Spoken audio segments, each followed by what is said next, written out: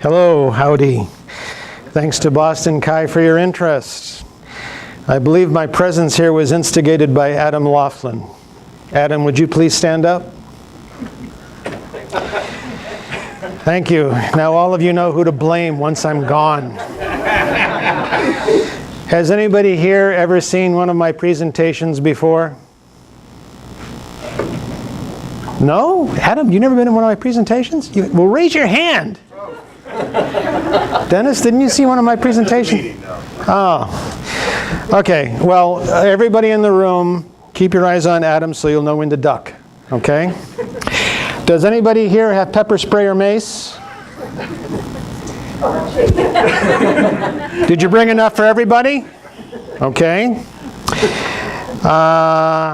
We have party favors in the back, and just so you'll know, I read from a script. If I don't, no one gets out alive. Okay? So, today's tour. A problem with presenters and presentations is that what I present may be so superfluous to your interest that the boredom is palpable. Those of you who have seen me present know that I occasionally will go into Gaelic and French and Italian. It's because the wiring harness slipped a bit. So if I say a word you don't understand, and my wife's not here, who usually just goes, Yamashina, well, yo, wake up. Oh, what? What? Did I say it in a different language? This is why I keep a script, because you can see I'm going to go everywhere today. Anyway, its boredom is palpable, and that's not fun for anybody. Usually I do presentations about whatever's got my attention at the time. That way I'll be excited about my topic, and excitement is usually contagious. Right? God, that's bright. Woo! Woo! A possibility that always keeps people's interest is answering their questions. You know the presentation will be of interest out of the gate because it's based on the audience's desire. That desire may not be completely fulfilled, but a fascinating thing about humans is that if you demonstrate a willingness to fulfill their dreams, they will help you. Right? If I say to you, I will give you your heart's desire, you will say, take my pancreas, it's not working either. Okay? In fact, they'll do most of the work. All that's required is that you demonstrate a willingness to help fulfill their dreams, and they will help you, accept you, guide you, and stay with you because the promise has been made. Hence, answering audience questions is always a good strategy. Besides, discussion is always more enlivening than lecturing. Don't you think? Good. Today I've decided to lecture about the Fertile Crescent children's soccer champs of 423 BC, the Babylonian ziggurats. Are you videotaping this? I may. May he? Do I get a copy? If you wish. I do. By the way, before I forget, keep your camera on me, because I will forget. I have my own hat back here, and I'm going to pass it around. And anyone whose head fits it, well, you can, no, I'm just kidding. I'm going to pass it around, and I would like you all to put your business cards in it, and you're all going to enter into a raffle to see who I will link to on LinkedIn. You're all going to win, but what the heck, it's part of the game. So, we're going to do this lecture on the Fertile Crescent soccer champs.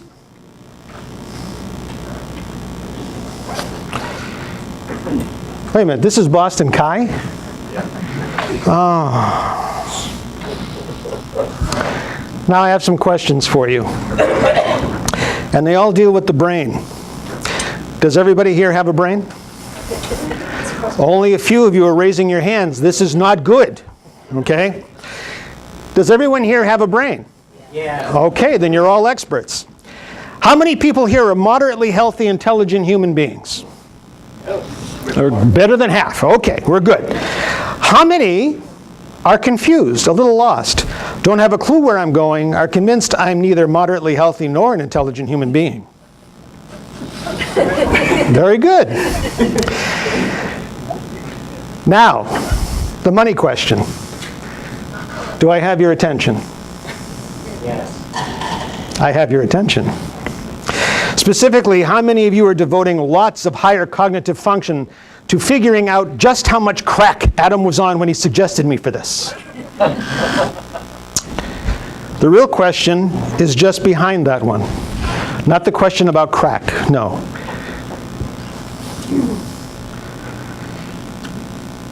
Let's pull from psychodynamics and psycholinguistics. The real question is, why are moderately healthy and intelligent adults devoting so much neural resources to this? Adam will tell you that this means respond. I spent most of my younger life milking cows. You don't want this hand to touch you. I'm one of those gifted individuals that can crack walnuts between my fingers. So, why are moderately healthy and intelligent adults devoting so much neural resources to following me walking around with some paper? Yes, sir. The hook it looks like you used is the unknown. So you obfuscated things enough so you don't know exactly where you're going, even though we think you know the content of the talk. So I'm trying to figure out where exactly you're going. Very good. Beautiful. Anyone else? That's an excellent response. Yes, sir. I'm looking forward to the raffle at the end. Fair enough. Very good. Yes, sir. But it's so different. You've been to 1,000 presentations and they don't start this way. God, I hope not. By the way, I do weddings and bar mitzvahs. And another thing you need to know is that before I walked up here, Adam gave me some Canadian whiskey, which none of you can have, but I plan on finishing off before the end of the day. So, pay attention. Well, very much according to what that gentleman back there said, we have a different term for it. It's called priming. Is everyone familiar with priming, the concept of priming? Happens all the time in psychology studies, happens all the time in sociology studies, happens all the time when your child is trying to learn how to be potty trained. You have a child. Or a husband, either one, because they both. I primed you. Do you want to know what the primes were? Do you know what the primes were? The priming elements that I used to cause you to rivet attention? What were they, sir? No, I want to know what they are. Oh, I'm sorry. Well, when I find out, I'll let you know. Anybody? Yes, sir. Absurdity. Give me more. See that, Adam? I do that with everybody. Give me more. 3,900 introductory slides, the kids in the soccer game. You're making absurd reference to say, okay, what's going to be behind this? Quite accurate. Something else? Very good response. Something else. Yes, sir. You're giving us little pieces here and there, but letting us fill in sort of the in-between areas. Excellent. Very good. Yes, sir. Deviation from normal expectations, starting with your response. That's slide 23. No, that's slide 23. We don't go there. Very good. Very good. I'm kidding with you. Yes, sir. It's about inspiring curiosity. Very good. Excellent. Very good. Specifically, in language, what I did to prime you, if you can't stand the heat, don't tickle the dragon. Well, you know, to a bunch of very successful individuals, that's got to be weird, right? The practical application of magic at the intersection of thought and design. Now you're wondering what kind of crack I'm on. I read a number of LinkedIn profiles, so I had a reasonable idea of what concepts, words, language, and ideas would get the largest number of you juiced. I used attention, excitement, fulfill, desire repeatedly, and finally, demonstrate a willingness to help fulfill their dreams, and they will accept you, guide you, and stay with you because the promise has been made. Okay? Everybody remember that I said those things, that I used those words? If not, roll the tape, okay? Now let's pull in some social and cultural psychology and a little theory of mind. What did I do when I made that promise? The promise has been made. What did I do when I made that promise? Yes, miss? Set an expectation. Very good. Tell me more. This is the milking hand. You've got to tell me more. you Actually, it's more like this, but- intimated that you would fulfill our dream. Very good. Excellent. Anyone else?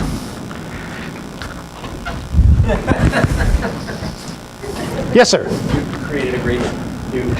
You Bingo! You engaged us to agree with you. We will continue to follow you because there's something there for us. Have you got a background in sociology? Yeah. Okay. Very good. Yes, that's exactly what happened. I created a social contract with you, and probably without you consciously recognizing it as such. But the non-conscious, always far more intelligent than the conscious mind, knew exactly what I was doing. Non-consciously, you shook my hand, agreed to my terms, gave me your signature, sat back, and waited me to drive the delivery van up to your door. By the way, takeaway number 1 from tonight, I only give one out for free. That agreement and everything that goes into it is what happens every time someone uses an interface. Doesn't matter if it's a car dashboard, a mobile app software, or a stove. Okay? Aren't you glad I'm going from a script? Now let's add a little visual cognition and attention theory, some social cognition, and a few teaspoons of neurophysiology. How do you keep someone's attention focused? That gentleman there, yes, you knew who I was talking about. He actually had it. Repeat yourself. Go ahead. Think back. You look to be about my age, so you probably lost the 60s too. Go ahead. You violate expectations just enough so that you've created an anomaly that people will focus their attention on. Very good. I've essentially created a black hole in consciousness, and it's sucking everything in. That's not Gaelic, by the way. It's dismissed as meaningless, not enough anomaly. It's dismissed as something you already recognize. Did you read my notes? No. Bummer. Well, I don't have to ask anybody else because he got it. 2 methods deal with expectation, okay, for keeping attention focused. Satisfy someone's expectation, and they'll stay focused, right? We return to a favorite restaurant and buy the same dish because we know our expectations will be met. And because we know our expectations will be met, we focus on the experience so much, we share it with friends. I'm going to Hermanos. Anybody want to come along? They have the most incredible chicken nachos, chicken garlic nachos. If you're ever in Concord, New Hampshire, go to Hermanos. Go there and ask for chicken garlic nachos with extra jalapenos. I got to tell you, it's an incredible dish. Everybody here is going, what? Go north of 128? What are you, nuts? No, really, seriously. Okay? This sharing of information of what is good for me, I will share with you. I will give to you from my bounty. Okay? Part of that social contract, part of the social agreement. That sharing is the heart of social contagion. How messages are transmitted through social networks. So if you design social, design for repeated satisfactory experience. Duh! Right? But according to him, no. And he's correct. So if one method is to satisfy expectation, what's the other way? And this presentation is a hint. Did you have your hand up, Assad? Oh, raise it anyway. Go ahead. Assad's on the hot seat. Assad's on the hot seat. I'm kidding, Assad. Anybody? No, you already know the answer. No. Give somebody else a chance. Yes, miss. Well, I got mine, and, you know, I was playing with it. So, anybody? So then you would alter the expectation instead of meeting the expectation Alter it how? in an unexpected way. An unexpected expectation. You're telling us what we like. Yes? You're hitting us over the head with it. I am? You were. Was I? Did it hurt? Maybe, a little bit. If one way is to satisfy expectation, how about if we deny expectation? What if you present an expectation that one might not even contemplate yet, the realm of possibilities? Are you saying that I'm doing that now? It's not an I'm- expectation. I'm, Repeat the question. If one method is to satisfy expectation, what's the other way? To keep attention focused. Give a challenge. Well, actually, I answered it. Deny expectation. Give a challenge is one way to deny expectation. The human brain thrives on predictability. You all know this? You're all aware of this? You've heard this or read this or something? Okay. Even people who are adventure and adrenaline junkies who say they love the unexpected and to be surprised are thriving on the predictability that they will be surprised and thrilled. Deny them a predictably excitable outcome and they lose interest. But the problem with predictability is that it's kind of boring. Predictability is darn boring after a while. You just don't care anymore. The brain pays more attention to the unpredictable than to the predictable. How come? We need to learn to survive. Very good. Yes. Anyone else?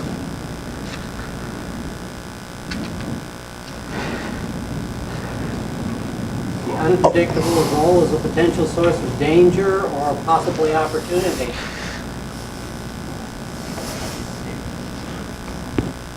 What does that say? Now we pull in evolutionary biology. Now we pull in evolutionary biology. Because unpredictable isn't safe and predictable is safe. So if you want to keep someone's attention, be unpredictable. Now we pull in some neurophysiology. What's the problem with being continuously unpredictable?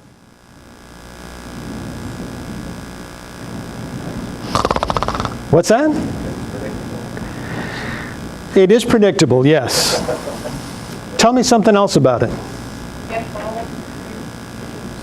Well, if I'm presenting, probably so, but It would create anxiety. it might create anxiety. Yes, sir? Did you have a... Yeah, I was just going to say it would probably be overstimulating. Tell me more about overstimulating. So it's, the brain is probably more relaxed in tried and true paths of all the predictability. And then when you raise the attention by being unpredictable, and then you saturate it, you just get too many things going on at once. It's psychologically and emotionally exhausting. We use up all of our brain's energy reserves and the mind fatigues. How does it express this fatigue? How many people here are in user design, user experience? So none of you have had the experience where someone's demonstrated frustration or inattentiveness. Okay. Now we're back to social contagion and theory of mind. How do we make sure frustration and inattentiveness don't set in, other than offering free scotch? We make sure the contract is fulfilled right at that edge of attention and frustration and reward them for their attention. This is the secret. This is the heart of good storytelling. And good storytelling is the heart of excellent information transfer and design. When you've captured someone's imagination, you've got their brain working for you.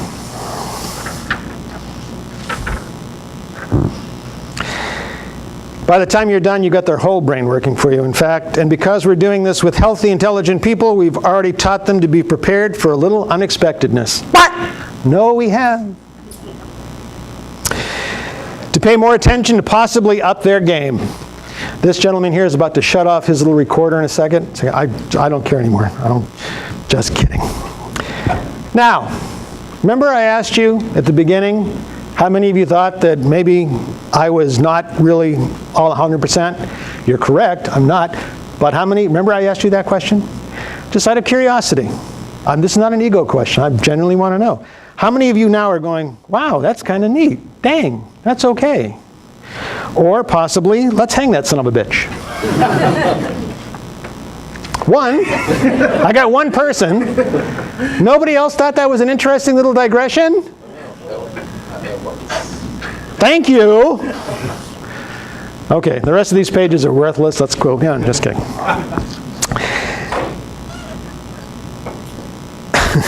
By the way, when I said let's hang that, I didn't mean Adam. You can hang me. Isn't it nice when contracts are fulfilled?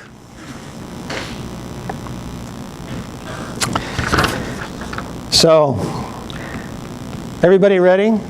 We're going to start going through the questions you folks asked. Okay? And I apologize going in. I harvested the questions last Friday. I know that new questions have appeared. I'll do my best to get to them as time allows. Or you can contact me directly and I'll come up with other ways to confuse you. Fair enough? Do you notice that exhaustion is setting in? If I do one more wisecrack, you will throw me out of the building? Right? Okay. Well, originally, we performed 8 tests over 7 years with populations ranging from 19 to 85-year-olds. We basically tested out various people from various cultures, interacted with the same information, each time looking for identifiable and codifiable sociologic, cultural, and neurologic differences. I mean, that's how you'd do it, right? These 8 tests turned into 24 tests as we questioned and sought correlations to the results of the first 8. The end result was that ET, and for those of you who don't know, ET is what we call our technology, evolution technology. We call it ET because you can't say evolution technology a lot. Your tongue gets all hung up. Go ahead, everybody say it, evolution technology. Go ahead, say it. Oh, come on, say it in harmony. Evolution technology. Okay, now say it like a bass performer. Evolution technology.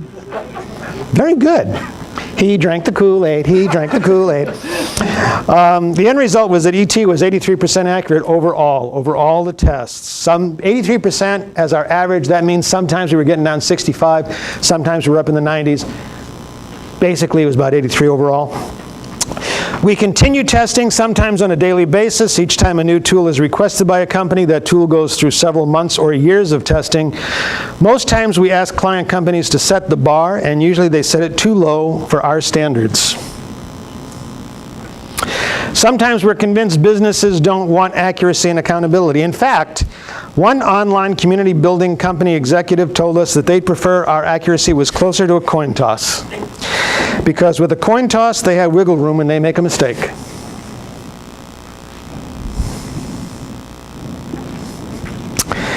If our accuracy was around 60% and they make a mistake, they can explain it away. At 83% plus, if they make a mistake, then they've made a mistake and they can't get out of it. Never, ever, ever attempt to do science in business. How many of you have a science research background? How many of you are attempting to do something in business? How many of you are, dear God, I hope you're all well and still alive soon, but trying to communicate good, actual, accountable science to a business executive? And you're laughing. Yeah, right. Okay.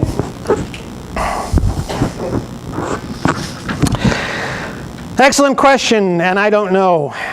ET is a communication mechanism more than anything else. It can determine what people aren't saying when they're saying something, what the silences in between the words are about, when a nod is more than a nod, things like that. So I guess, one response is ET can determine what people really want versus what people say they want. Nobody in user design has ever had that experience of someone telling you they want this, but really what they want is that. Everybody ever had to design something and they say to you, we want it blue. You give them blue. No, not that blue, that blue. Oh, okay, well, no, that's not, because over here we wanted it a little bit less blue. Okay.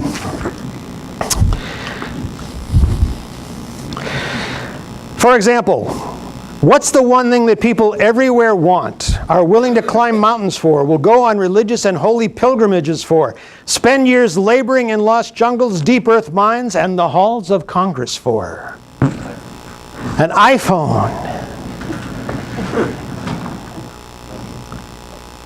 Not me, bucko. We were working with a company in Europe, and because of the time difference, they chose to communicate to us with a different method. And finally got a call from the CEO saying, you're never responding to any of my texts.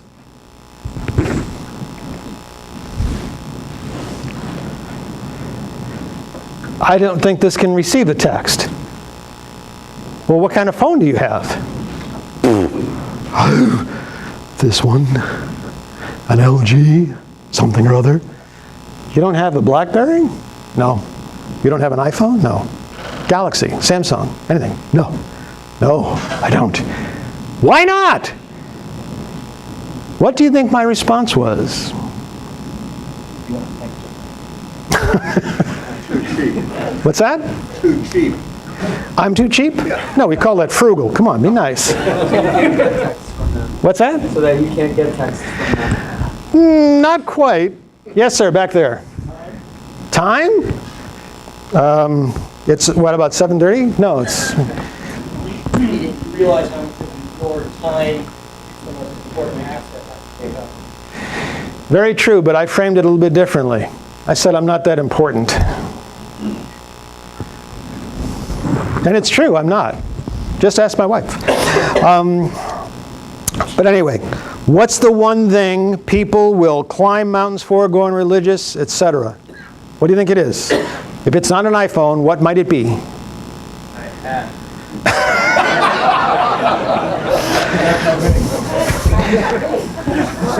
Knowledge. What? Knowledge. Knowledge. Tell me more about knowledge. What does knowledge give you?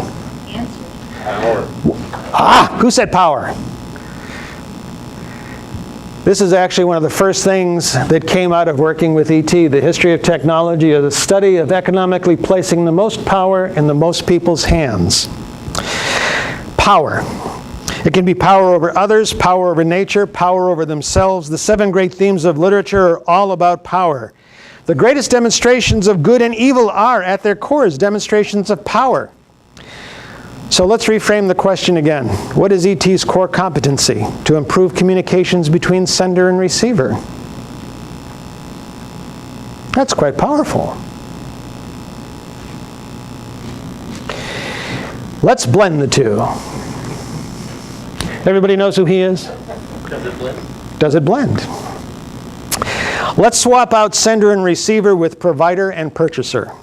Okay? Everybody okay with that?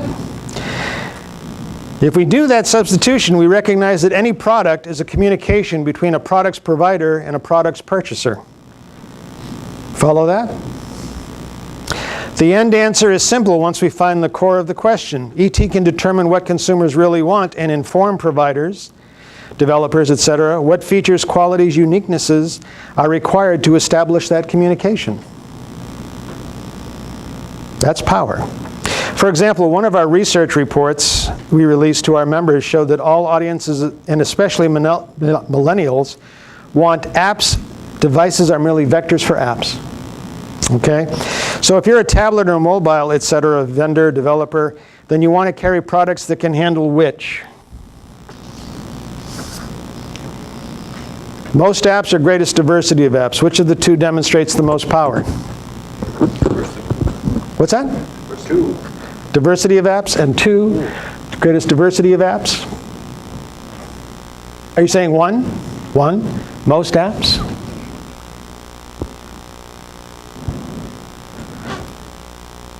Two. 2. What's that? The apps that my friends have. The apps that your friends have.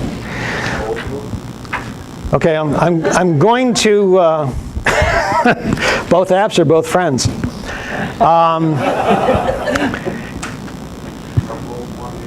You're all user experience people, right?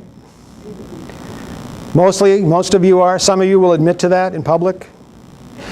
You do realize that's the same statement. Okay. Well,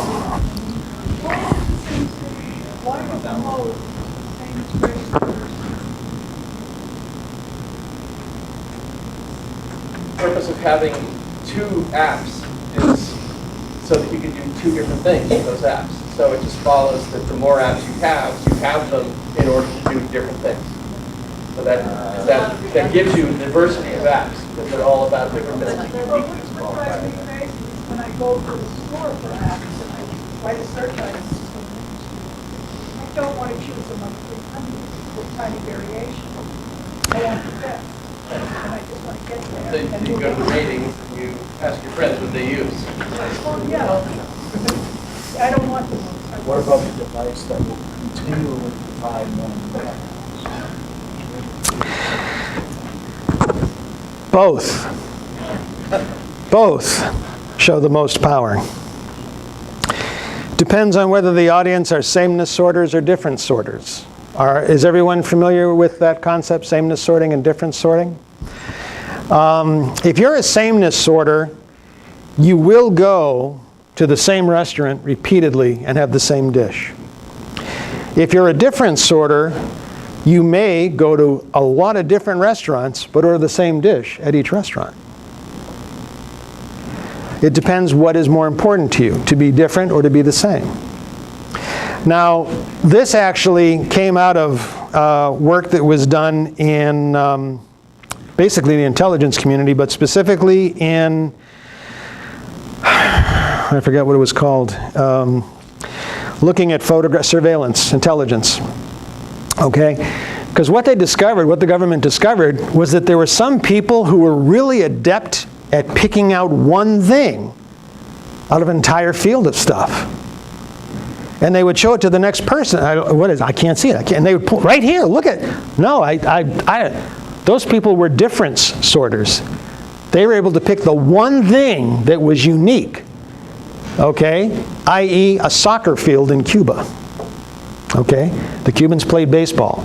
They didn't play soccer. Okay? Sameness sorters were able to look at an entire stream of information and go, that's all the same, next. That's all the same, next. And they would show this to the different sorters, and the different sorters, well, I don't get it. What am I looking at? Because there was nothing different in there. They had no clue what they were supposed to be looking at. Okay? Now, the red bar, this is one of the things we found out. We did a study about millennials.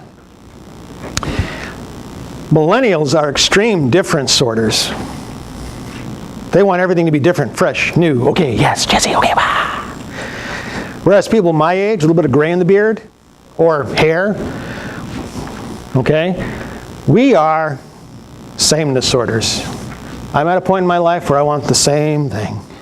Don't try to just give me constancy. Constancy I can deal with. Don't make the TV show too loud, please, All right? But millennials, they need difference. So if you want to sell to a millennial, you have to, the millennials will covet difference far more than they'll cover sameness. And one of the things we discovered was they don't want extreme sameness, but here's the kind of interesting thing. They want enough sameness. Notice it's less than that. They want a little bit of sameness in their difference. Most apps are greatest diversity of apps. Give me the same phone, but give me a lot of stuff that can do. Okay? You can get more about sameness versus difference sorting and its effects on design in something I wrote there. By the way, did anybody have trouble with those switches from sender and receiver to provider and purchaser and such? Does that make sense to everybody? If anybody has trouble with that switch, you should seek a job in management. People who get this intuitively are probably unemployed. It's far too simple and obvious a concept for management to get without lots of work. I'll start with the second question because it's so much easier to answer. I'll ask you folks, what's the cost of neuromarketing? How much does neuromarketing cost? What is neuromarketing? Somebody asked the question, so somebody must have an idea of how much it costs. What is the cost of neuromarketing? Sitting through a presentation, yes, possibly so.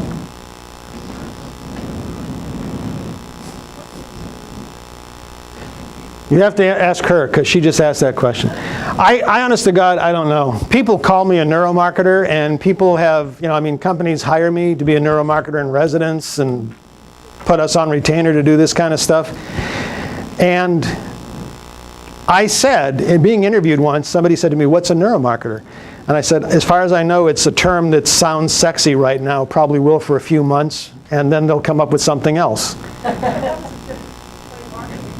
Neuro refers to the brain.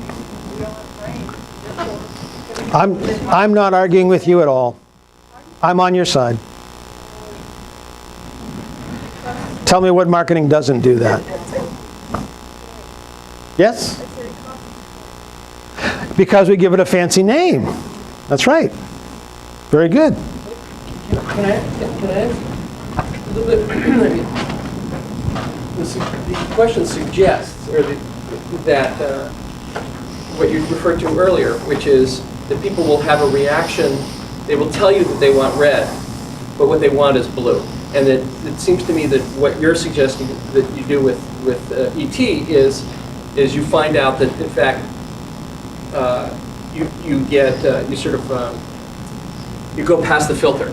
Mm-hmm. So you don't see the red. You actually go right to the blue. Mm-hmm. That seems to me why somebody would call neuromarketing different from other kinds of marketing. Okay. Dennis will tell you that I've been talking this talk since 2002, 3. So, I mean, we didn't have the word neuromarketing back then. So we called it NextStage. So, but yes, I agree with all of you. Yes, sir. Following what you've said so far about the true meaning of neuromarketing, you've used neuromarketing to successfully endorse a product. Whenever you get the provider of that product to pay you for marketing it, and the costs of neuromarketing to that provider are greater than the cost of ordinary marketing because you're getting more profit from it because of the fancy term. So it's successfully marketing not to the customers of the product, but to the provider of the product, and you're marketing your services to them.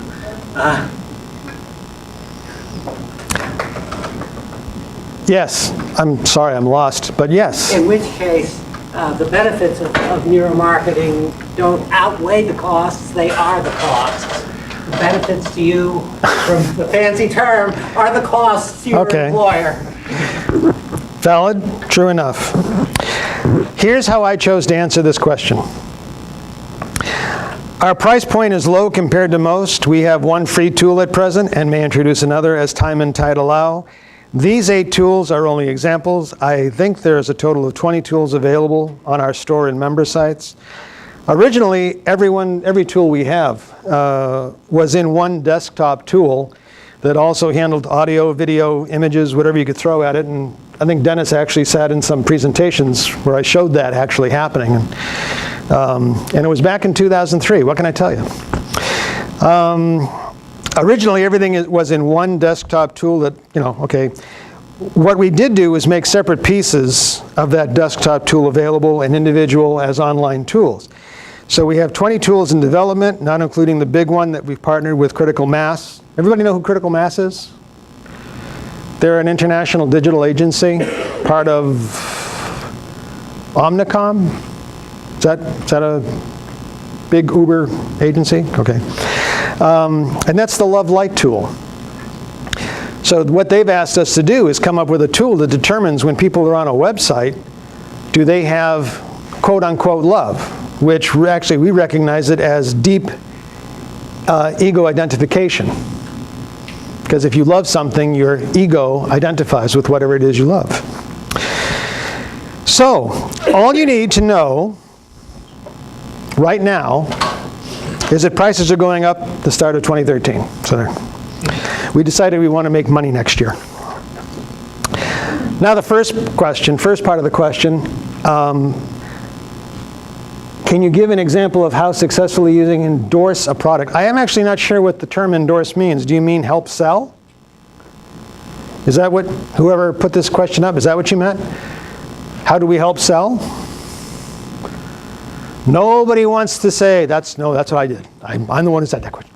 Well, my answer to that is, if so, yes, you can find examples in my LinkedIn profile, my iMedia columns. We've been publishing about this stuff since 2005. It's out there, okay? I will hide the names of clients, but I will not hide what we've done. Nor will I claim success. I let the clients do that. And again, that's on the different websites. So, I love that one. I'll give you a few minutes to read it because it's a good one.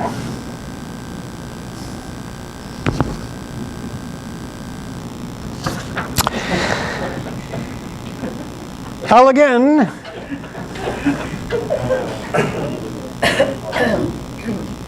Is my zipper down? What? Everybody's laughing. I lost the last. Oh, don't worry about it. It's going to be on film and be allowed. You'll put the presentation somewhere, right? Yeah. I'm going to turn this back to you guys. What kinds of thoughts do you want to have revealed to you? Yeah, see, you're all kind of automatically going, maybe not. Oh, that, I would love to. Maybe I wouldn't. Now, see, the thing is, if you want to know the thoughts of others, we're going to go back to social contracts for a second. If you want to know the thoughts of others, de facto, you must let others know your thoughts. Right? Fair trade. Fair exchange. Okay? So you want to know the thoughts of others. If you're a marketer, you want to know what other people think about your product, their sentiments, so on and so forth. About yourself. Are you willing to look in a mirror? We have client companies that use our tools for psychotherapy. We're sure that's what they're doing. And some companies have told us they're not ready to look in the mirror, which we thought was very, very fascinating to hear. Here are some tools that we developed, and after testing, we learned they shouldn't be out of the lab. And I'm going to tell you now, I may get emotional. The bottom one is the immediate sentiment. And it's almost the love-like gauge. What it basically does is while people are navigating your site in real time, it can determine how do they cognitively like or dislike. Not emotionally, but cognitively. Are they plus or minus? So it's sentiment, immediate sentiment. The second one is the NextStage social interferometer. And we built that at the request of a client, and then we pulled it. How many people here have companies that send out newsletters? A few. Okay. They wanted to know how people felt about their newsletters.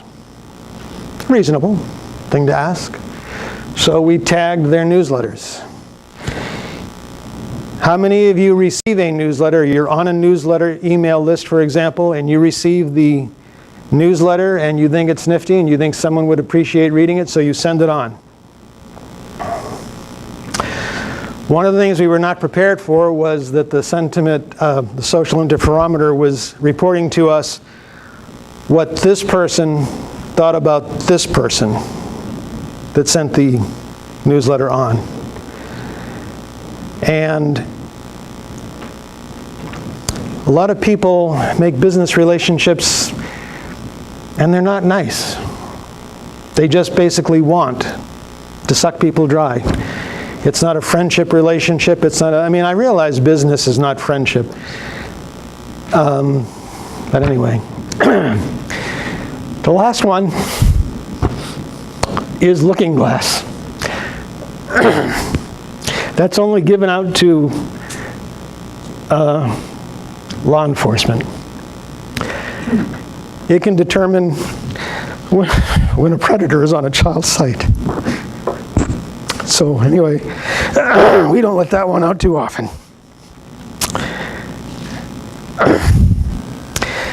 What it really comes down to is if you can ask it and we can mathematize it, ET can understand and respond to it. I'll leave that one up a bit longer so you can all read it. It's all corollaries to Arthur C. Clarke.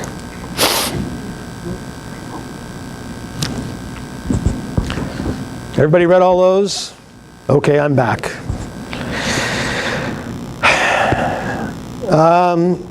Do you mean, now the question, I had a question here. Do you mean formal product as in how the USPTO, the US Patent and Trade Office thinks of product?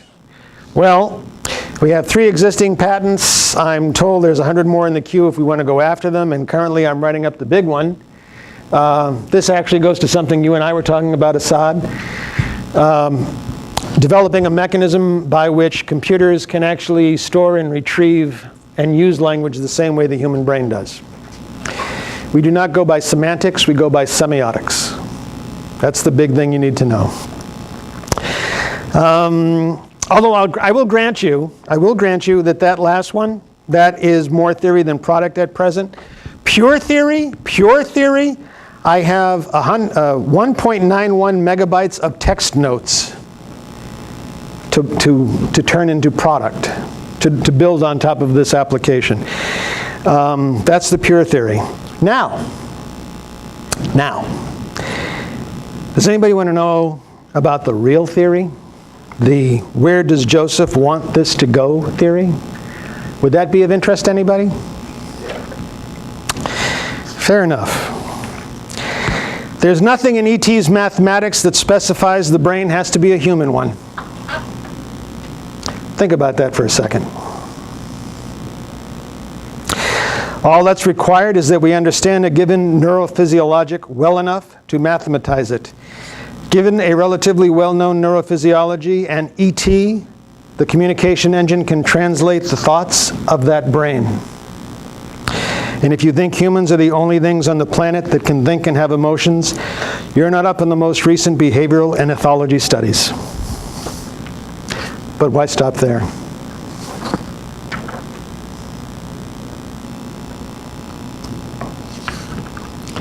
We're getting close to the end, folks. Bear with me. How could you predict someone's personality? I look at them and I go, you. NextStage studies how people interact with their environment. Do you know who else does that? Who else do you think studies how people interact with their environment? What? Ethnographers. Ethnographers, yes, very true. Very good. Government. What's that? Facebook. Amazon. Anybody else? Data miners. My answer? Every other mentally functional person on the planet. And that's all of them right there. There's only about 50 of them. Quick check, how many mentally functional human beings are in this room right now? And do you realize that however long you've been on the planet, once you got past the age of 5 or 6, you were doing this real time, all the time. That's how the social brain works, okay? Now, do any of you know exactly how you do it? Because if you do, and you're very good at it, as someone said, I know people in the intelligence communities would just love to talk to you. This is called theory of mind. There is actually a word for this. It's called theory of mind. There is a phrase for this called theory of mind. A word here, a phrase there. We predict what people will do, what kind of person, when I say we, I mean people, human beings. We predict what people will do, what kind of personality they have based on first ourselves. Yes, you. I base everything on you. I do. Second, based on first ourselves. Second, others we know. Right? We look at somebody and we decide, I'm going to like this person, I want to know this person. We walk up and say, good to know you, sir. Based on ourselves. We have similarities of facial structure. He wears glasses, I wear glasses. He has a beard, I have a beard. He must be okay. You, however, what's that? Same color shirt. Hot dang! He's gotta be me! My parents never told me. But we never talked anyway. Okay, so based first on ourselves, second on others we know, third, others we've encountered but don't know, people we've seen, okay? Fourth, those we don't know we've encountered. Fifth, those at the counters in bars.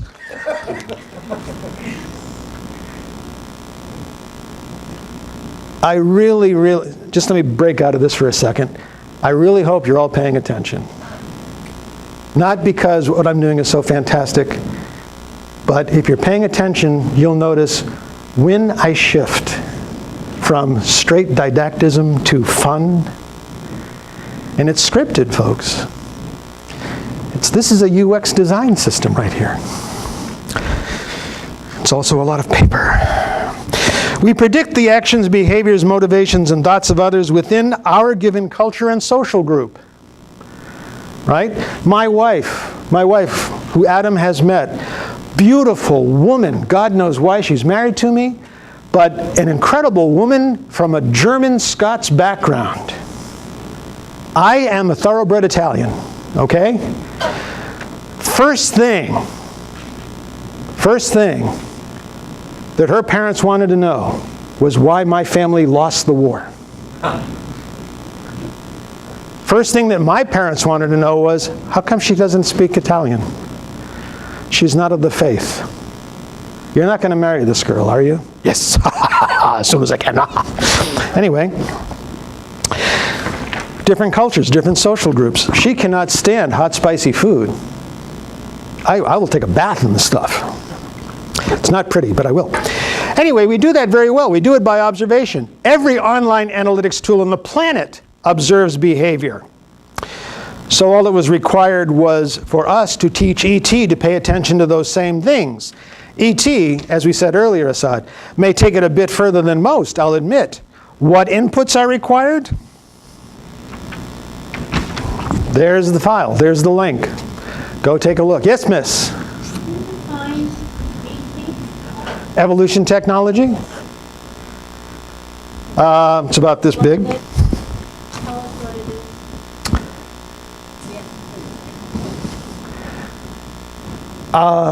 Could I define it? It is a synthetic cyber-semiotic system. No, it's a base technology. It's a base technology. As a matter of fact, the USPTO claimed it was a disruptive technology, a base disruptive technology. Define that. A base disruptive technology. A disruptive technology is one that changes paradigms, changes how things are done.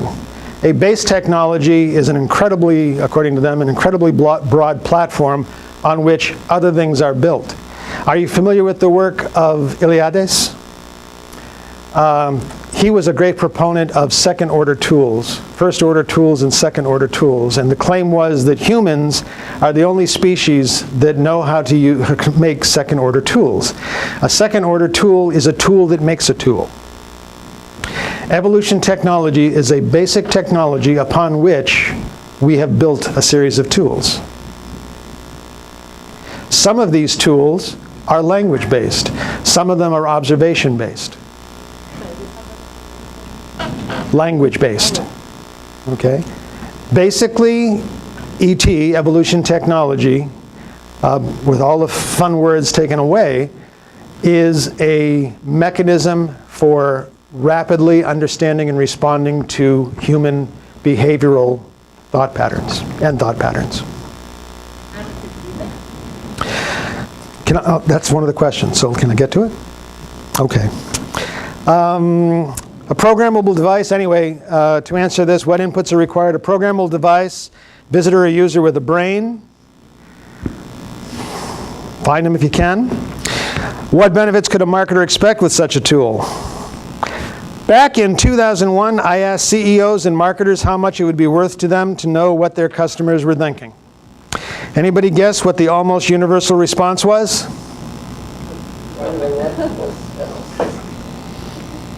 Very good. NextStage is standard. What's that? Somebody say something? NextStage is standard engagement model when a business contacts us and they don't already have something in mind is to ask, what benefits are you looking for? Each of our tools came about because someone asked us a question, usually what they thought was an impossible to answer question, and we answered it. So what kind of benefits are you looking for? It's going to be the question we ask you. If someone says, what does evolution technology do, or how does it work, or so on and so forth, our response is, What do you need done? Maybe we're not what you guys need. No offense, I'm just offering that out there. This is something we talked about in the privacy interview. There's a link. NextStage doesn't use persistent cookies. We don't keep track of individuals as individuals, nor do we allow others to use our technology to do that. And we get lots of requests to do that. If you've not read our principles, then you'll see we have some restrictions on what we'll do and why. But what people think of as privacy isn't actually privacy. It's actually anonymity. Do you recognize the difference between privacy and anonymity? People can have a public, very public identity and have lots of privacy in their lives. People can have no privacy and be completely unknown to the public. Most people these days, especially younger people, quite happily give up privacy. That was one of the things we found out when we did one of our studies. People my age covet privacy.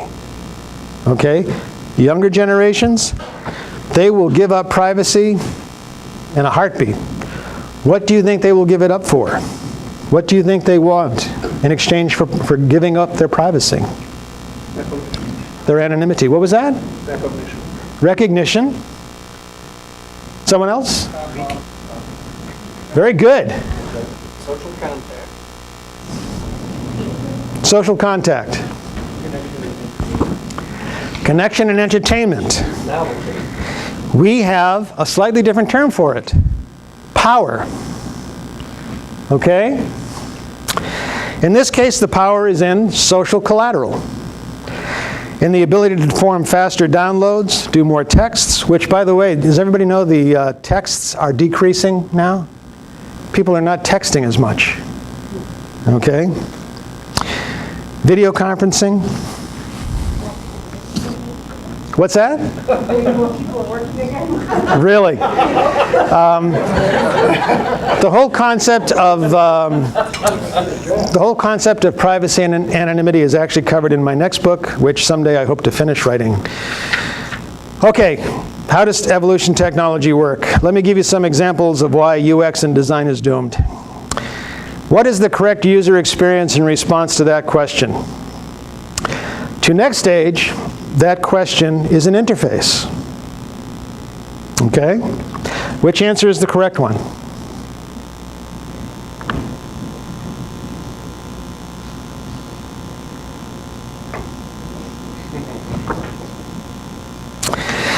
How about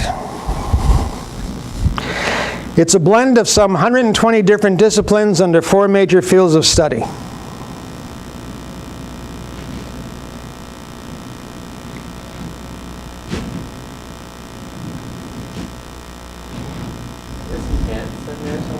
Ant colony routing. Anybody know what ant colony routing deals with? Basically, it's the study of how an autonomous organism will make a path to find food, to find shelter. And from those, we figure out how people navigate websites or whatever. Here is my personal favorite, though. People want to know how evolution technology works because they think it's smoke and mirrors. We explain that it's not smoke and mirrors, it's butterflies and linkages. Linkages you understand. We all know that you step on the accelerator and your car starts to move. Very simple, correct? Right? So, you step on the accelerator and there's a linkage to the carburetor, which causes an air-fuel mixture to get injected into the cylinders and tells the coil and distributor which spark plugs. A few of you remember DC Comics, huh? All right. You graybeards, all of you. Which spark plugs to fire in which cylinders, which turns the crankshaft, which spins the flywheel, which is linked to the transmission, which torques the drive shaft, which spins the differential, which turns the wheels. This is pre-internet. What's that? This is pre-internet technology. I hope to God so. Except, you know, how many cars nowadays are... Oh, yes, yes. That's because I used to work on these things, so. Hopefully, at this point in time, the car is in gear, or everything that's happened is gone. So linkages, simple, right? It's all just linkages. What about butterflies? Perhaps you've heard of the butterfly effect. Little tiny butterfly in Hokkaido, and that little tiny disturbance nudges this and changes that until you have Hurricane Sandy. Okay? Pressing on the accelerator and your car moving is the butterfly effect on a different scale. A minute motion in your right foot causes 2 tons of metal to go up and down the road. Butterflies tell us just how small the disturbance can be in order to get a measurable result. You press on the accelerator and that little tiny disturbance in your brain becomes a tiny change in the carburetor of your neuromuscular system, which becomes minute, unperceptible motions in your musculoskeletal system, which nudge this and change that, until your hand or your car or your hand moves in one direction or another. And with a sufficient blending of neuroscience, mathematics, anthropology, and linguistics, you get a symbiotic cyber-semiotic system, which understands human thought processes, which is also called a website which knows how you think.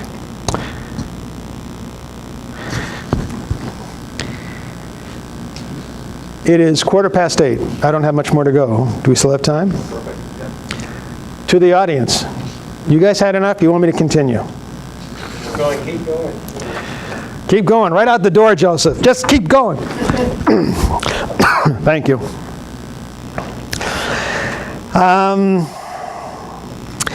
I'll give you one example of this. A woman was experiencing some partnering issues, and she found out about our Love Jones tool somewhere, don't know how she found out about it, and began using it. She used it 5 times before she got the result she thought was accurate. The Love Jones tool, in case any of you have not used it, basically takes a read of you and responds to be a better emotional partner, to be a better psychological partner. We don't go into physical. We don't want to know those kinds of inputs. But to be a better psychological, behavioral, emotional partner, these are the things you may want to consider. Changing.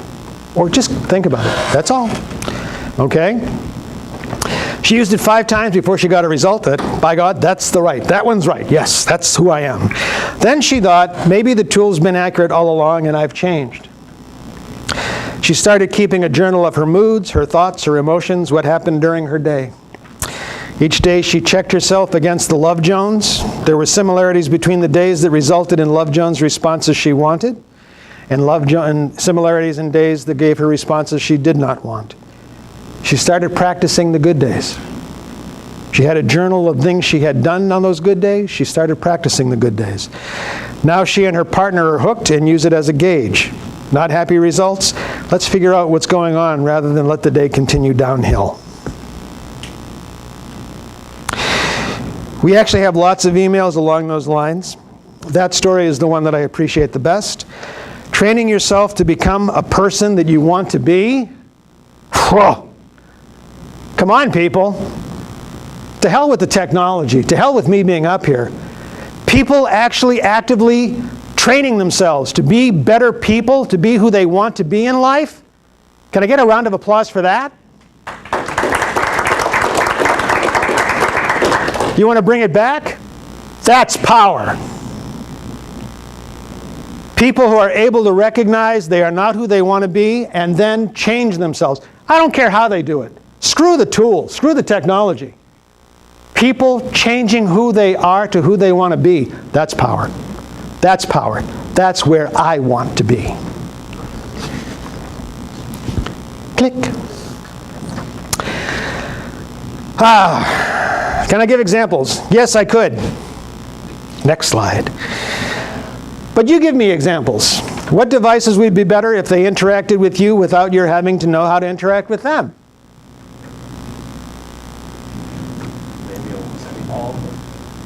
Anything, all things. Everybody here has got a programmable device in their hand, probably. I'm willing to bet that all of you, majority of you, except people like this gentleman and myself, who actually have cars from the pre-internet days, when you actually had to do gaps and points and dwell, your cars are programmable. Your microwaves, your refrigerators are programmable. Okay? Your homes are programmable.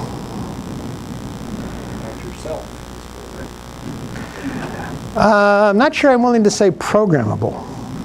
I don't want to think of myself as a machine, except in the Calvinistic sense. But good response. Yes, yes. I want to say thanks to whoever submitted this question. Who submitted this question? Is that person in here in the room here?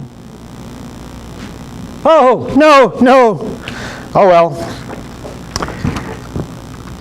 Let's go back to that slide again, because that was a killer slide, if I know how to do this. Previous. Ah, there we go. Thanks to whoever submitted this question. It's very easy for me to answer. I don't know. I don't know the answer to that one. The question is, what is the gold standard for measuring gait at the consumer level? Accelerometers are known to be crude estimations of movement. What is the technology that will truly enlighten the user? I don't have a clue. I did want to know, though, if this question was being asked in the terms of mobile. Is this for like a mobile app? No one wants to fess up. Okay. Because if it's for a mobile app, then I want to know who is the user, who's actually receiving that information, and to what purpose it's going to be used. Not because I'm concerned about ethics or anything. It just helps me get a better answer. I don't think measuring gait is really that informative, unless you're a kinesiologist. I would suggest that what you really are interested in is the user's experience at some point in their travel. Okay? It doesn't matter how many steps they took to get there, unless you're concerned about fatigue coming in. But the fact is, if I'm approaching something that I want, my gait will change, but also my whole body will shift. My experience, my internal experience, my representation of my environment shifts. So my thing would be, pay attention to the user's experience, because that will indicate where they are in their travels. Okay? And now for that great slide. Are you ready? Everybody here has a magic. It's called knowledge. The challenge is that not everybody knows how to use their magic wisely. But for all of you that showed up to this presentation, definitely to all of you that stayed, you've made a social contract with yourself to learn to use your knowledge wisely. Be magic. Just remember to tickle the correct dragons. That's it.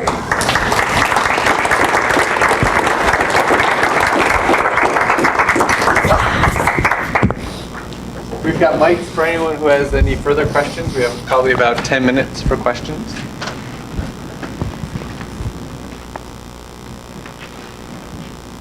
I'm going to sit back here and drink my scotch, so.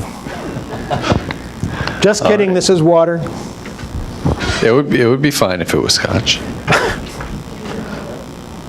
All right, then let's. Yeah. Can you say something about perception management? I probably could if I knew what it was. You want to? Can you tell me what it is? I may have different terms for it in my disciplines.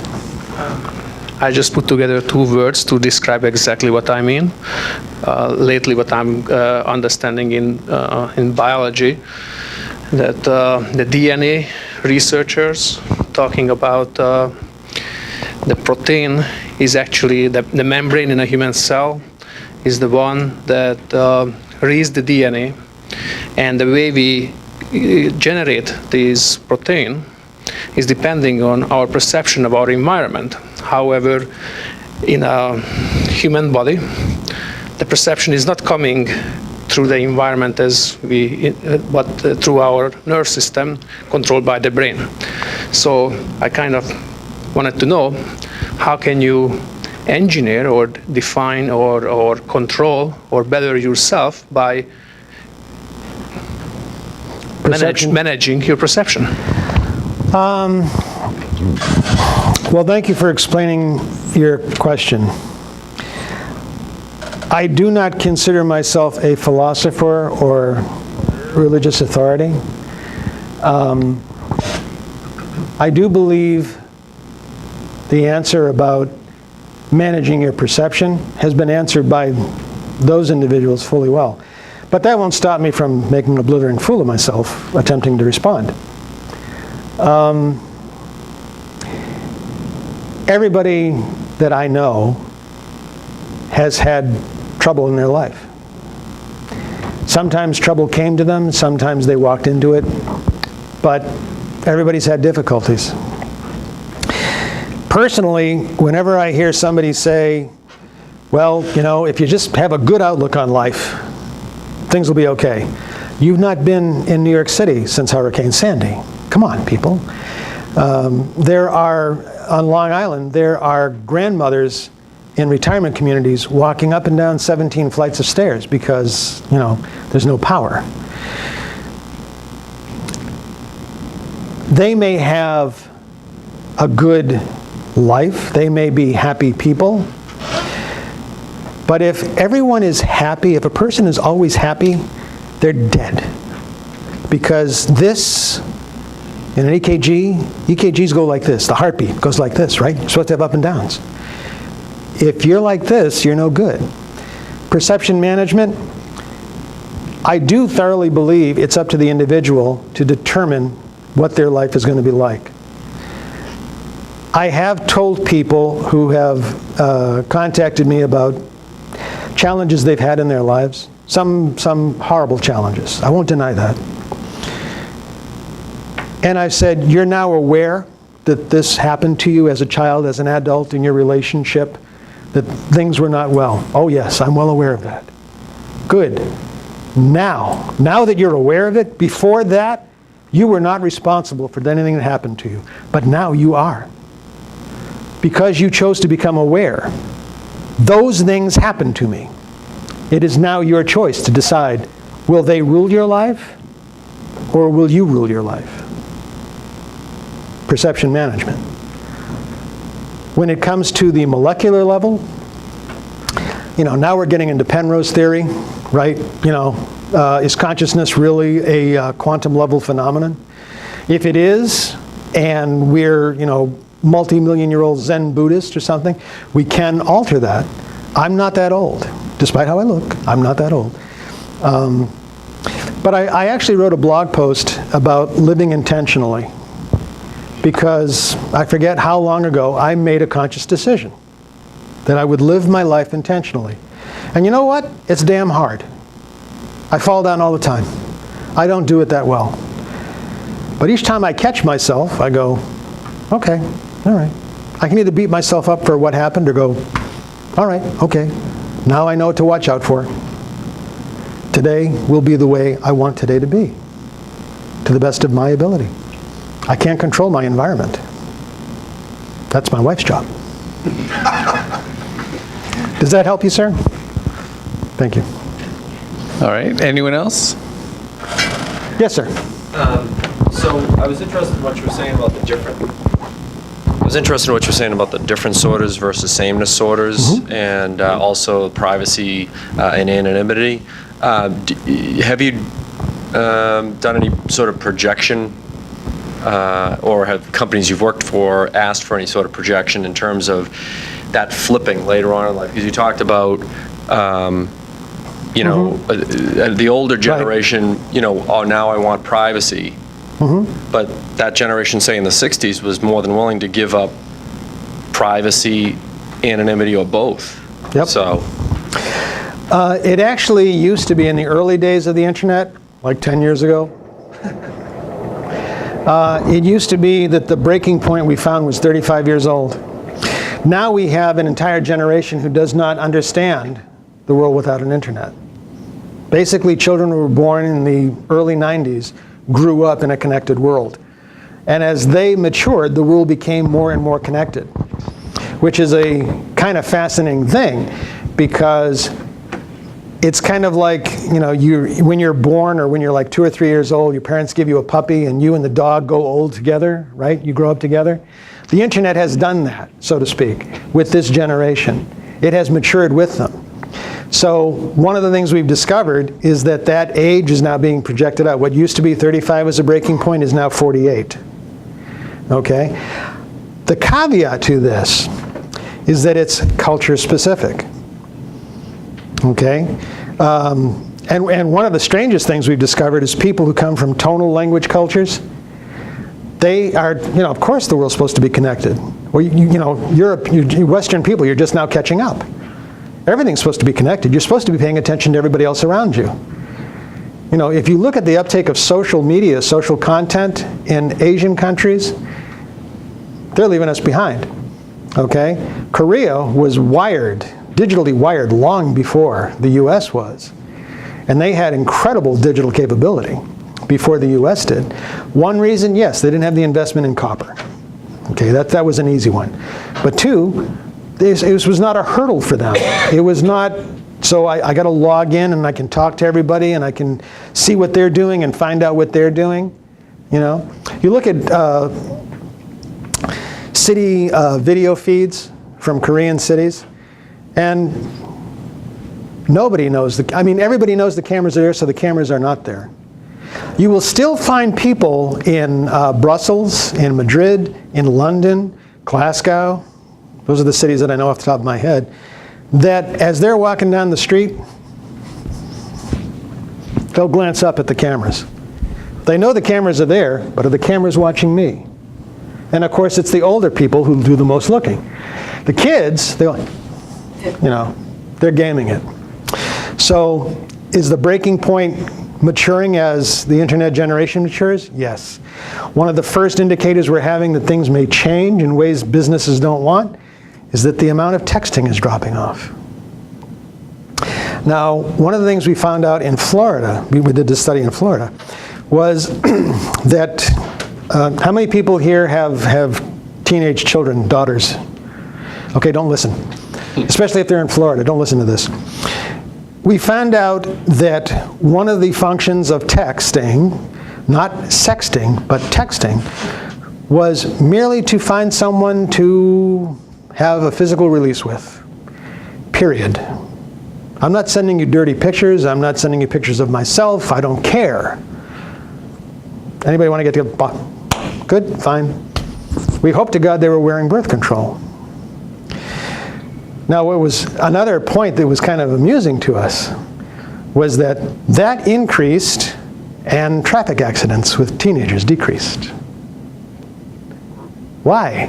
Because they weren't driving that much. They were busy. Okay?